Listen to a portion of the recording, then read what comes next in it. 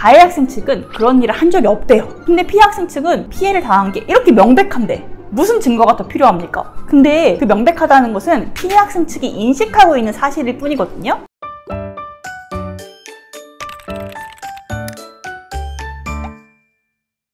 안녕하세요. 학교랑 법이랑의 임희랑 변호사입니다. 오늘 오랜만에 구독자님께서 사연을 보내주셔서 사연 먼저 읽고 그에 대한 설명드리도록 하겠습니다. 안녕하세요. 저희 아이가 얼마 전에 학교에서 학교폭력을 당했어요.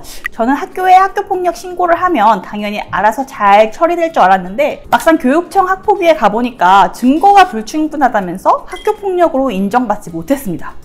만약 다음번에 다시 또 이런 학교폭력을 당한다면 그때는 어떻게 대처해야 할까요? 라고 사연을 보내주셨어요. 그때 학교에 제출했던 신고서까지 함께 보내주셨습니다. 이 신고서 내용을 함께 보고 어떤 것이 문제였는지 한번 살펴보도록 하겠습니다. 사연자님 신고서는 이렇습니다. 6학년 1반 홍길동이 2월부터 지금까지 피해 학생의 어깨빵을 하고 지나가고 욕설을 했다. 다른 친구들한테 우리 아이와 놀지 말라고 했다고 한다. 홍길동에 대한 강력한 처벌을 원합니다. 이렇게 적으셨어요.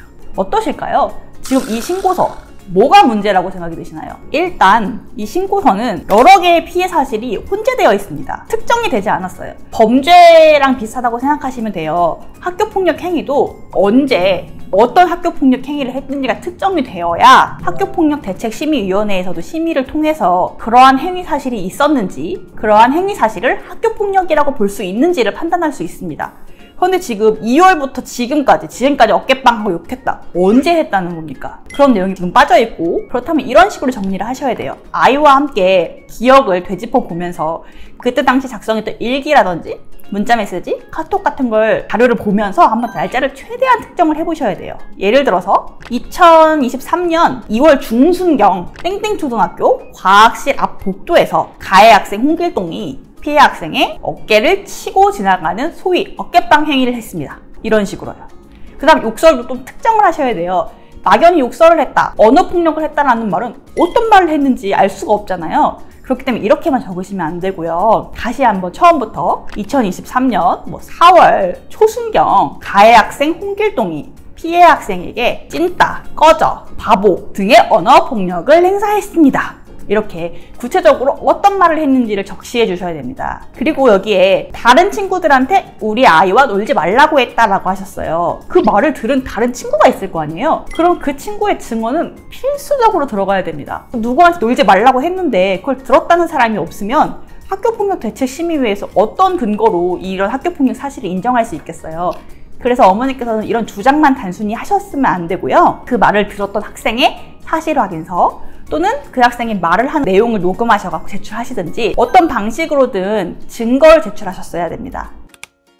다시 한번 정리를 해서 사안 신고서를 한번 제가 작성을 해볼게요. 예시를 말씀드릴게요. 2023년 2월 중순경 땡땡초등학교 6학년 1반 홍길동이 피해 학생에게 과학실 복도 앞에서 어깨를 치고 지나가는 소위 어깨빵 행위를 1회 하였습니다. 피해 사실 하나 정리를 하고요. 두 번째, 2023년 4월 초순경 가해 학생 홍길동이 피해 학생에게 찐따, 바보 등의 언어폭력을 행사하였습니다. 세 번째, 2023년 5월경 가해 학생 홍길동이 다른 친구인 전우치에게 우리 피해 학생과 놀지 말라고 했다고 합니다. 이때 필요한 게 무엇일까요? 네, 바로 열고 전우치의 사실확인서를 붙여서 제출하셔야겠죠. 그러므로 홍길동에 대한 강력한 처벌을 원한다. 이렇게 정리를 하셔야 됩니다. 본인이 학교폭력대책심의위원이라고 생각을 해보시면 좀 이해가 쉬우실 거예요. 무슨 말이냐면 학폭위에 가면요, 가해 학생 측은 그런 일을 한 적이 없대요. 다 부인합니다. 근데 피해 학생 측은 막 억울함을 호소하시면서 이렇게 말해요. 아니, 우리 아이가 피해를 당한 게 이렇게 명백한데 무슨 증거가 더 필요합니까? 근데 증거는 이미 없었어요. 그 명백하다는 것은 피해 학생 측이 인식하고 있는 사실일 뿐이거든요. 그렇다면 제3자인 학교폭력대책심의위원회의 위원들은 누구 말이 맞는지 알 수가 없고 결국에는 증거에 따라서 판단을 할 수밖에 없지 않습니까? 그래서 너무 당연한 거 아니야 라고 생각하시지 말고 이 사건을 처음 듣는 제3자한테 설명을 한다는 심정으로 구체적인 피해 일시와 피해 행위, 어떤 피해가 있었는지 그 피해 행위를 입증할 만한 증거를 구비하셔서 제출을 하셔야 증거 없음 또는 증거 불충분으로 학교폭력 행위가 인정되지 않는 그런 불상사가 발생하지 않을 수 있습니다. 그래서 학교폭력 처음 신고 단계부터 철저하게 준비를 하시는 게 좋고, 비록 학교폭력 신고 당시에는 이런 자료들이 구비되지 못했다고 하더라도 처음 학교폭력을 신고해서 학교에 조사를 하고 학폭위가 실제 개최될 때까지 1, 2개월이 걸리거든요. 그 기간 동안에 그간 미비됐던 자료를 준비해서 학교폭력대책심의위원회 당일날 제출하더라도 꼭 그렇게라도 제출을 하셔야 됩니다. 또 하나 중요한 것이 있습니다. 바로 일관된 진술인데요. 피해 학생이 학교에 제출했던 피해 사실 진술서, 학생 확인서라고 하는데요. 거기에 진술했던 내용과 학교 전담기구에서 진술했던 내용, 그리고 교육청 학교폭력대책심의위원회에서 진술한 내용이 일관돼야 되죠. 그게 일관되지 않고 말이 뒤죽박죽 바뀐다면 거짓말을 하고 있거나 거의 과장된 진술을 하고 있다고 볼 여지가 있습니다.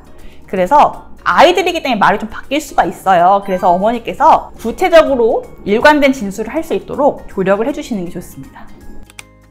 오늘은 구독자님 사연 받아서 과연 어떻게 준비를 해서 학교폭력을 신고해야 이게 증거 불충분 등으로 학교폭력이 인정되지 않는 불상사를 피할 수 있는지에 대해서 말씀을 드렸어요. 제가 말씀드린 내용이 어떤 취지인지 충분히 이해하셨을 것이라고 믿습니다. 오늘 말씀드린 내용대로 한번 구체적으로 다시 한번 이제 준비를 해보시면 좋을 것 같고요. 다음번에 혹시라도 이런 학교폭력이 발생했다면 그때는 제대로 철저하게 준비를 해서 억울한 일을 피하셨으면 좋겠습니다.